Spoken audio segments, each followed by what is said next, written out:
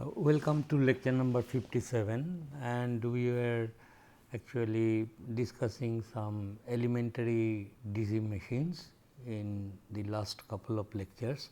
And recall that in my last lecture I told you about a simple type of DC generator where an aluminum disc is rotated at some given RPS of certain radius r, and there will be magnetic field from top to bottom penetrating the disc all over the surface of the disc.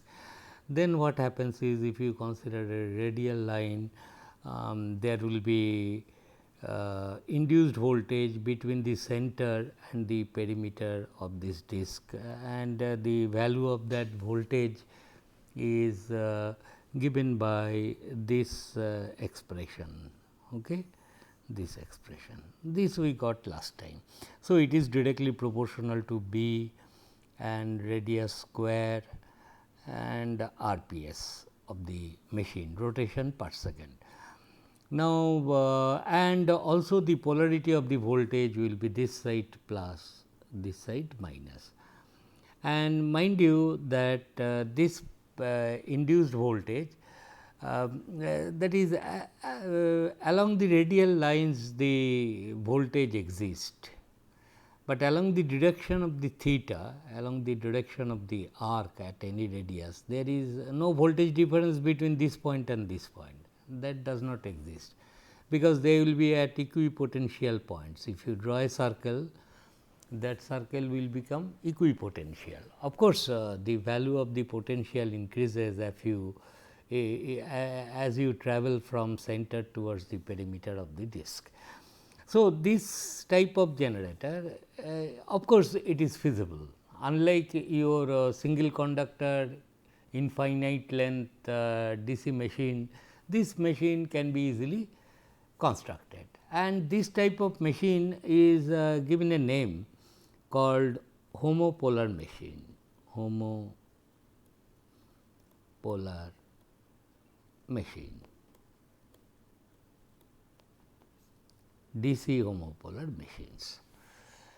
Now, how to collect this voltage? What you have to do is this: you have to take two brushes, fixed brushes, one is here and another at the center, somehow on the spindle. Suppose you connect the brass. Okay. This is the disc, you recall. This is the disc, this is the spindle. So, you connect just to give you idea, this is one brush, this is another brush. These two brushes are fixed and the disc will rotate, therefore, it will always touch the perimeter, the brush, fixed brush. So, one brush is there, another brush is there. This will be the negative brush, this will be the positive brush, and through these fixed brushes you will supply the load. Therefore, and the magnitude of the EMF generated is given by this. So, this is how you can generate DC voltage. In fact, this type of configurations or this type of DC generators are used when the magnetic field can be made very large, as in a superconducting coil will create this magnets whose strength will be very large. Okay. But anyway, this is for instruction, but for very large power at room temperature, this machine is not of mechanically very strong and things like that. Nonetheless, this also gives us some idea that how easily DC voltage can be generated, and we should not forget also that this type of machines can also be operated as a motor. So, as a generator, that homopolar machine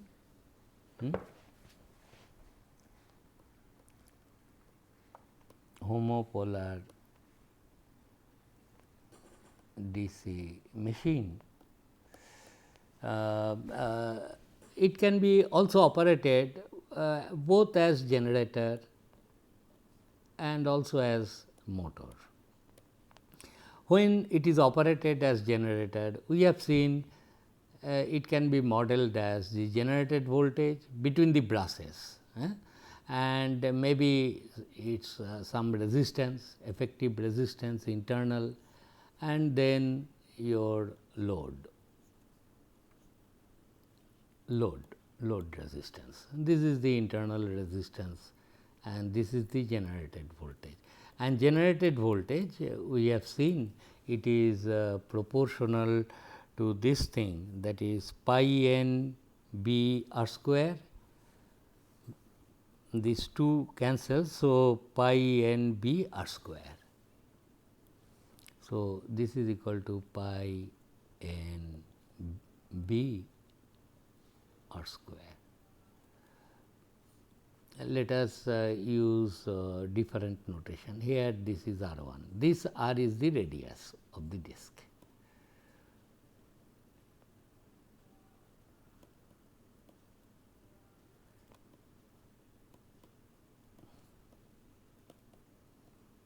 And this r 1 is the internal resistance of the source, pi n b r square by something was there, no, pi n b r square, 2 cancels. So, pi n b r square, this will be the expression of the generated voltage. Okay. If you want to operate the same machine as a motor, then what you should do, as this is generator operation, for motoring operation what you should do is this. This is the disc, these are the two brushes. Okay. One is connected to the spindle, these are the two brushes. Here you connect a external supply,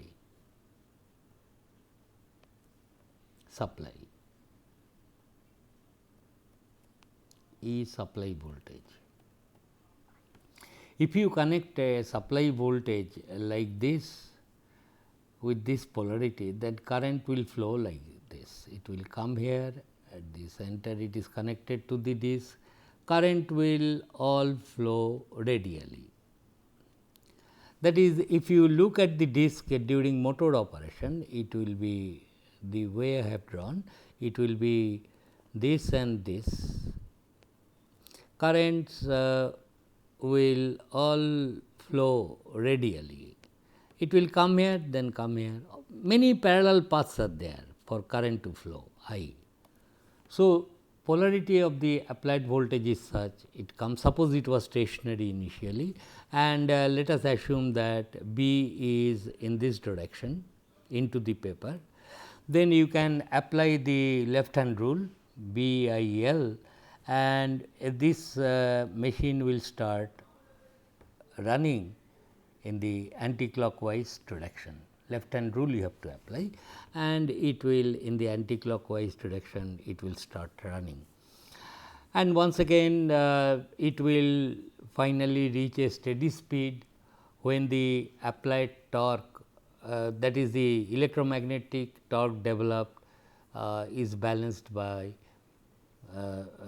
the opposite torque present on the system, okay, that is friction, whatever it is. But nonetheless, in this case, the moment it starts rotating, we must not forget each this radial lines become source of EMF of this magnitude pi n b r square. At t equal to 0, when it was beginning to start, you have switched on the supply with a switch at t equal to 0. Before that, it was stationary. You have closed the switch at t equal to 0, it was stationary, now it will start accelerating, electromagnetic torque will be produced, and if it can overcome the frictional torque present on the shaft, it will start moving. And finally, it will attain a certain speed when the opposing torque and the electromagnetic torque will be equal. Okay. Now, what is the direction of this force? If you calculate it, it is, we have seen BIL. Now, this segment, what will be the polarity of the voltage? In this case, polarity of the voltage will be, if you take an element here, it is moving with this V and this is B. So, B and V, this will be the polarity, that is the tip of this finger is towards the center and that will become plus. So, the polarity of the induced voltage will make this is plus, this is minus. It is correct, this is back EMF. So, it will try to oppose the inflow of current into the motor. The model in this case will be, there will be an back EMF with this polarity E B and this resistance R 1 in any case present, and then you have your E supply like this, E supply, and this is the current, and polarity of the voltage once again like linear motors, it will try to oppose the supply voltage. And when the things are running steadily, I can easily say that steadily drawing some current from the supply, I will say it is operating as a motor, and and delivering some mechanical power.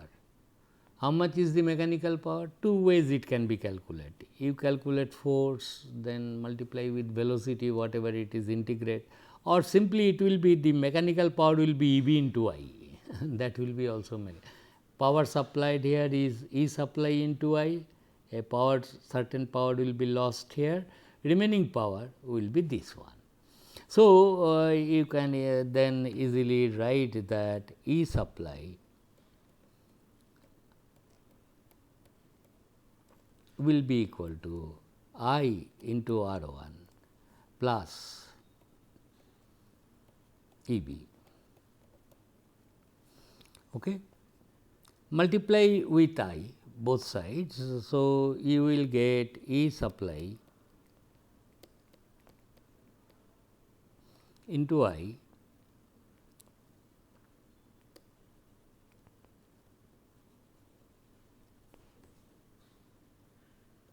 E supply into I will be equal to I square into R 1 plus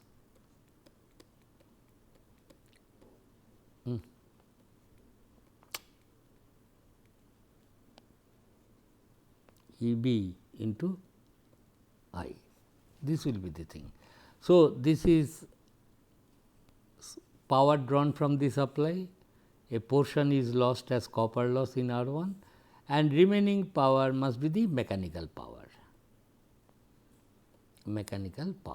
Anyway, so it can operate both as a motor and generator mode, like our single conductor linear version of DC machine.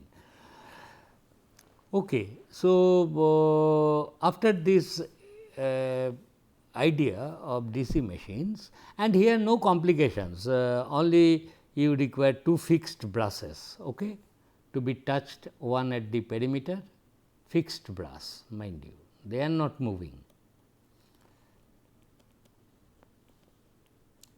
এটা ঠিক করতে হবে, fixed brass. So, this is the power balance equation of this simple DC motor, which has no complications whatsoever, so far its construction is concerned. Now, we will discuss about a formal large power DC machines, okay. And that is a DC machine with which will have a rotor, it will have a stator, and then it will be having a shaft, and it will run in a magnetic field, and there will be two terminals available to supply the rotor coils, there will be two terminals available to the stator coils, and if rotor carries current, rotor coils and stator coils both carry current, then they can produce some force and you get sustained rotation when the electromagnetic torque developed by the motor and the opposing torque present on the shaft of the machine becomes equal. So, before that it will look like that the DC machine has got I formal DC machines.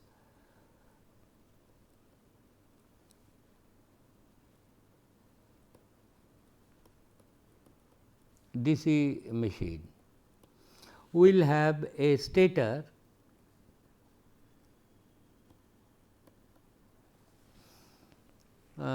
and a rotor. Okay.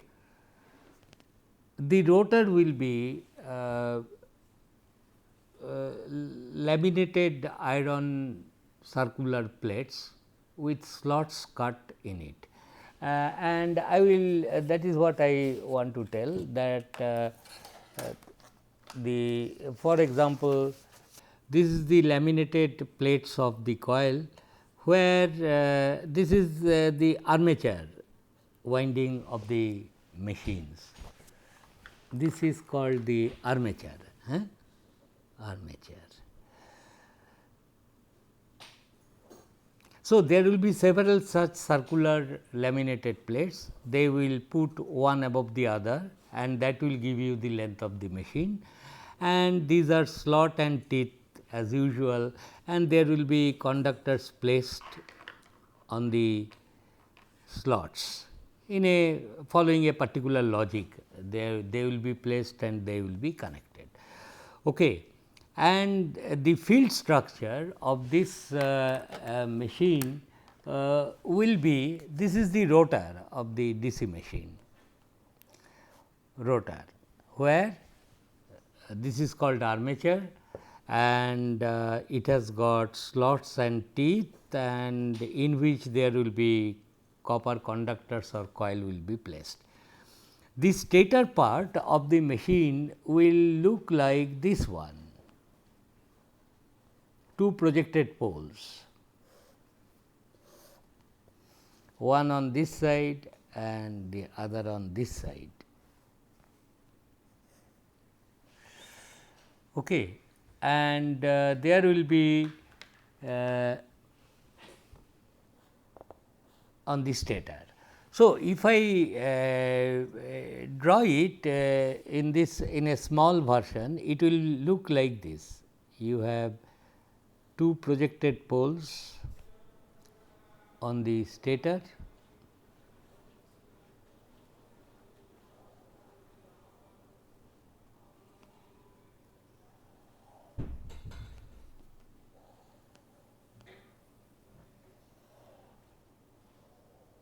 two projected poles on the stators, and there is this rotor business which has got slot and teeth all along as I have shown here, and these will carry conductors. On the stator, this is the stator iron and there will be coils here, which is simple coil. Stator coil is very simple, it will be like this. And if you pass some current through these coils, cross and dot like this, and these two coils are connected in say series.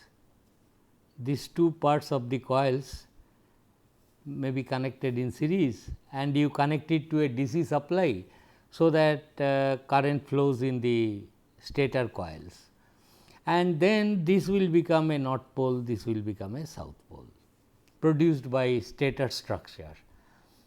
So, I f is the field current.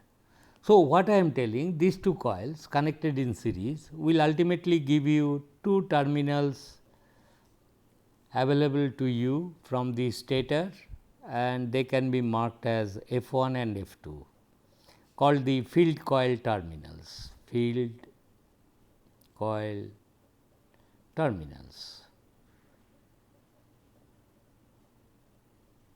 Got the point?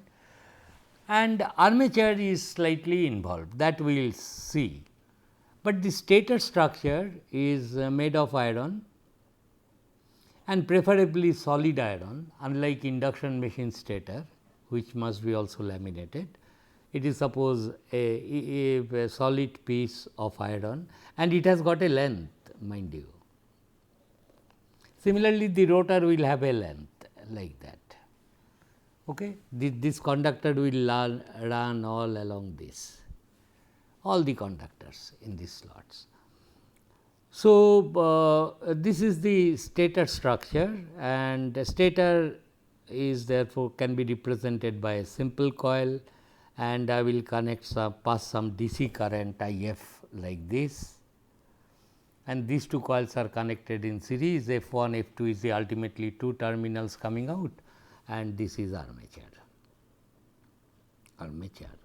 Okay.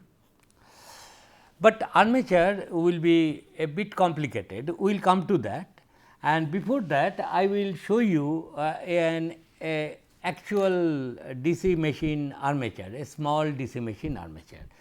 This is what these slots and teeth are, slots and teeth, and there are several plates stacked together to give you the length of the machine. And in these slots you can see multi-turn coils are passing, and they will be connected in a particular fashion. And this part, which I will discuss extensively, why this is necessary, this is called the commutator segments. Okay? And it is this part which will help us to change the AC voltage generated in the coil to convert it to DC voltage. That we will take up later, but the idea is clear. So, this is rotor which will rotate in this shaft like this, and it will rotate in two stator magnetic field, one on this side north, another on this side south like this, and it will have a stator. So, stator part I have not brought, and there will be an air gap between this. This is the idea. I mean, you should have a physical idea how the machine looks like. That is fine.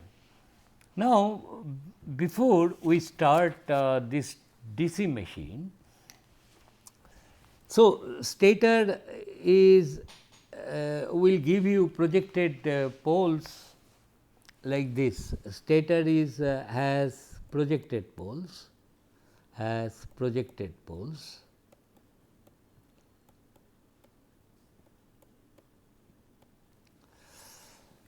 and to be excited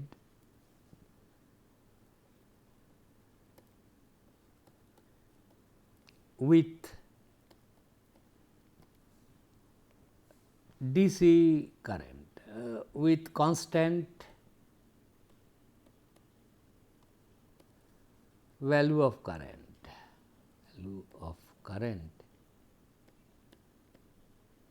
called field current.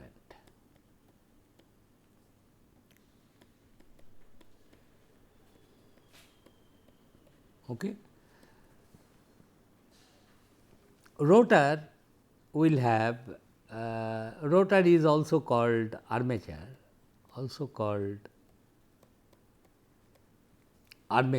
for a DC machine. Armature has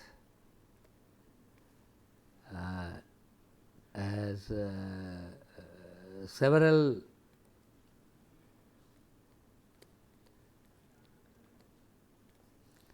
laminated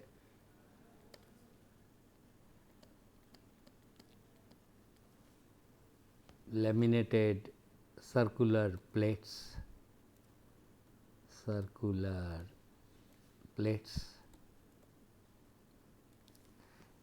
insulated from each other,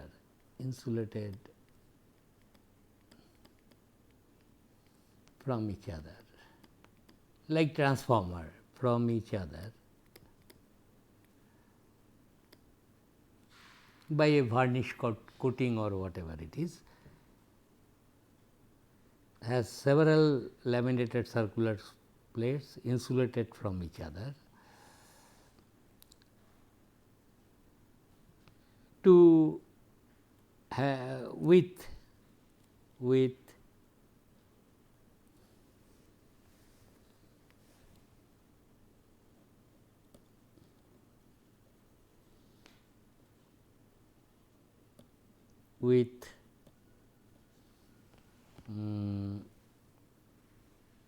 number of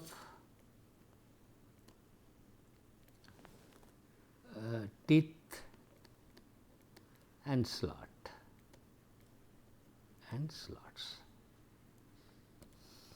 Okay.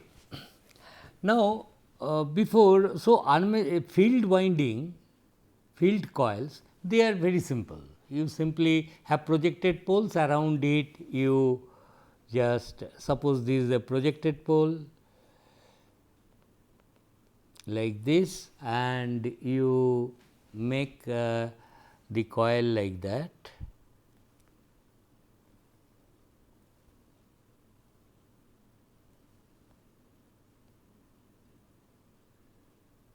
And there is another pole, suppose here,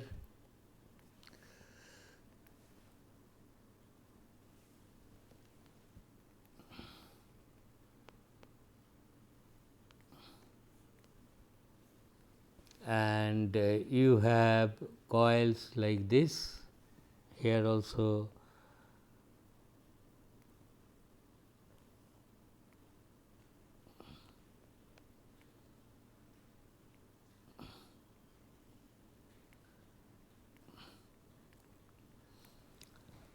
And this is the structure of the stator poles I have shown, they are joined like this,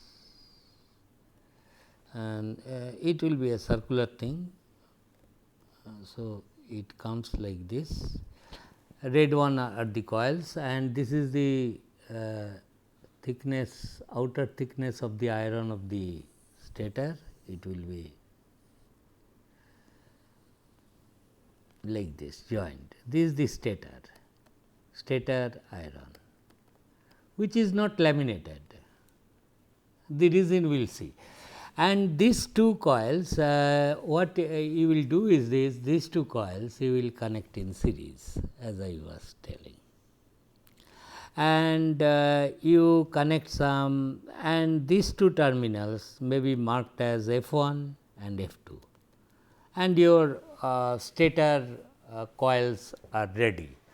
Now, to these stator coils, if you pass some, connect some resistance in say series, connect some in other color I show, connect some resistance and connect a DC source, it will send current like this,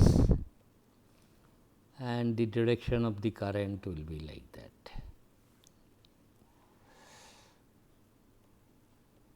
So that this will become a north pole, this will become a south pole.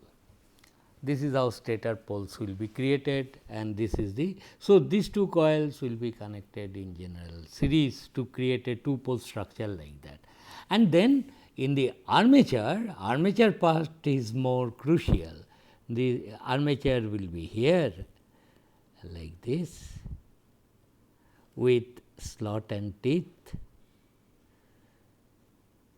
This is armature, and here there will be coils placed in the slots following a certain grammar, certain logic, so that you can ultimately get DC voltage in it. So, we will continue with that. So, constructional features we are discussing of formal DC machines. Thank you.